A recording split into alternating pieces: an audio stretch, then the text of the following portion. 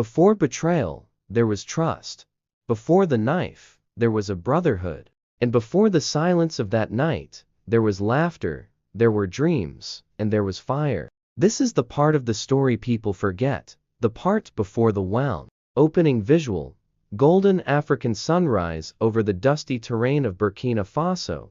Soldiers in camouflage walk across a military base. Among them, two men stand out, young, proud, and side by side.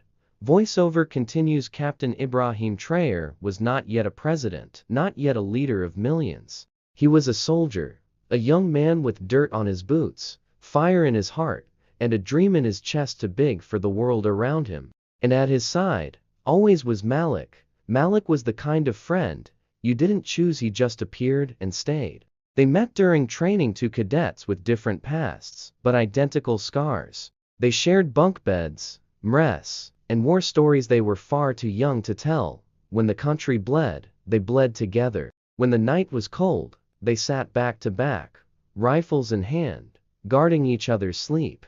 Softer tone: Traoré once said, "If ever I fall, it will be Malik who catches me." What he didn't know was that someday, Malik would be the one to let him go. Visual: flashbacks of battle, gunfire, chaos, soldiers falling, Traoré pulling Malik to safety during a siege. Voiceover continues: in the brutal heat of conflict, they became more than friends, they became brothers. They had a pact: we don't fight for power, we fight for people. Their dreams were carved in fire, not palaces, not medals, but schools for girls, clean water, a Burkina Faso where no one slept hungry. Traoré had the vision. Malik had the charisma. One drew plans, the other united men. Together, they were a storm the old regime couldn't contain. And when the people rose, when the tyrants trembled, it was Traoré who stepped forward as captain.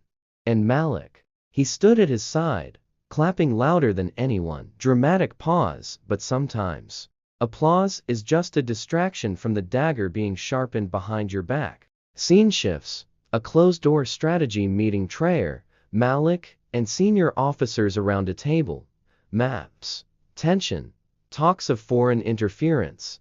Voiceover softens low, suspenseful music creeps in. Leadership changed everything. Power didn't intoxicate Traoré. He still ate with the soldiers, slept without air conditioning, walked barefoot into the villages no president ever visited. But power, it started whispering to others. Malik began attending meetings without Traoré, speaking to ambassadors with more polish than loyalty. He smiled more, but his eyes stopped glowing. He laughed more, but his hands were always clenched beneath the table. One night, while Traoré was inspecting a rural hospital, Malik received a visit. A foreigner, dressed in sleek silk, with a voice like venom. It was just another night in the capital, but history rarely announces itself.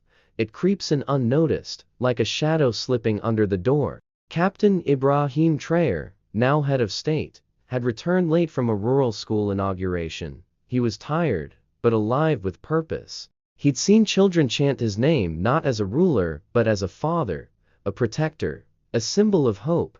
He took off his boots, sat at the wooden desk he'd refused to upgrade since his soldier days, and began preparing tomorrow's speech.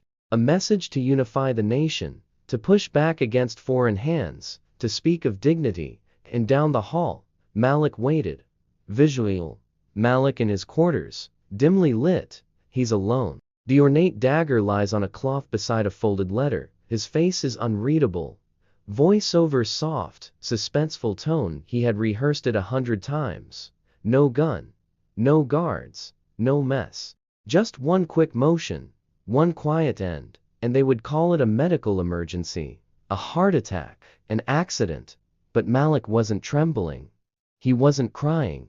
He was numb. Not out of evil, not out of hate, but because he'd buried the part of him that once called Traoré brother. He wore civilian clothes, no uniform, no medals. He carried no visible weapon, just a warm flask of tea, and a smile too well practiced. He knocked gently, and the door opened. Scene: inside Traoré's room. Simple.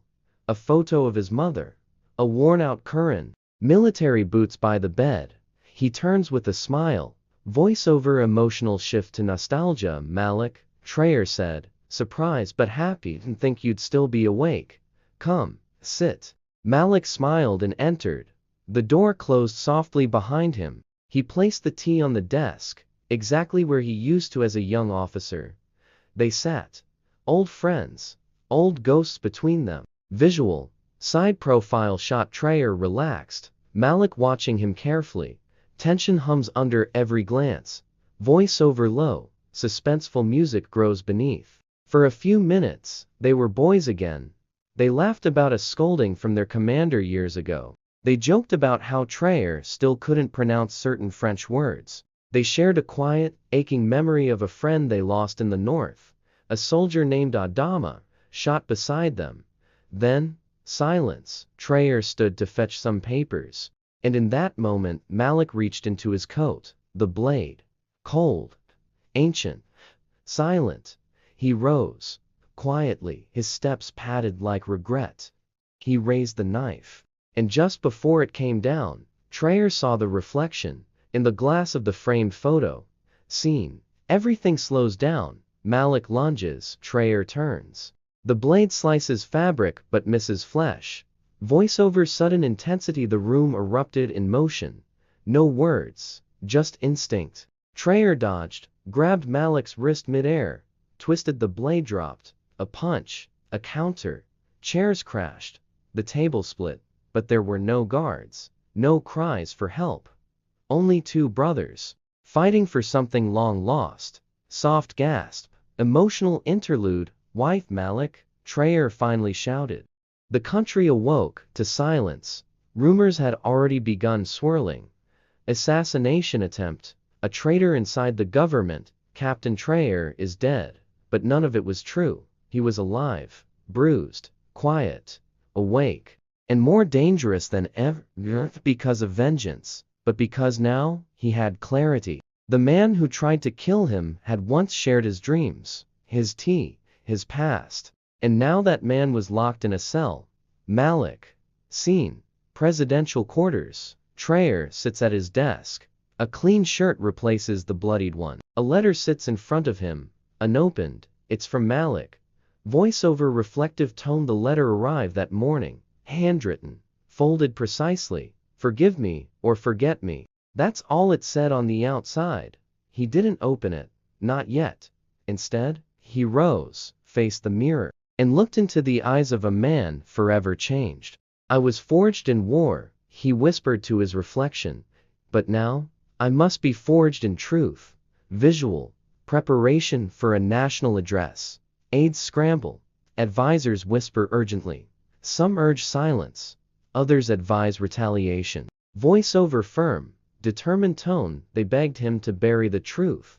Say it was a foreign plot. Say nothing at all. Don't show weakness. The people can't handle the fact that it was Malik. But Traoré didn't flinch. They can handle the truth, he said. What they can't handle is silence. And so he prepared. Not just a speech, but a reckoning. Scene. National Broadcast Studio. Cameras set. Journalists whisper. The country watches in real time in homes, cafes, on phones. Voiceover slow build of orchestral music. The camera light turned red. And Ibrahim Traoré, dressed not in a suit, but his military fatigue, stepped forward. No teleprompter, no script, just his voice, and his truth. Voiceover softens, switches to direct quotation style delivery. My people. Last night, someone I called my brother, tried to end my life. And I survived. Pause. But this is not a speech about death. It is a speech about what lives inside us. Voice stronger now. I will not lie to you. I will not hide the truth. It was someone close, too close. And yes, I am hurt, but I am not broken. Pause. Raw emotion. This is not the first time our nation has been betrayed from within. We've seen leaders sell our soil for dollars. We've seen sons turn against fathers for power. But this time, we will not let betrayal define us. Voiceover returns. There were no dry eyes in the room, nor in the homes across the nation. And when he continued, he did not speak as a president. He spoke as a son, a soul, a survivor. Back to direct speech style quotes. I want every young person watching this to understand, strength is not in holding a gun, is in holding your values, even when the closest people drop theirs. To forgive is not weakness, it is the greatest act of power. He breathes deep, and though I have not yet forgiven Malik,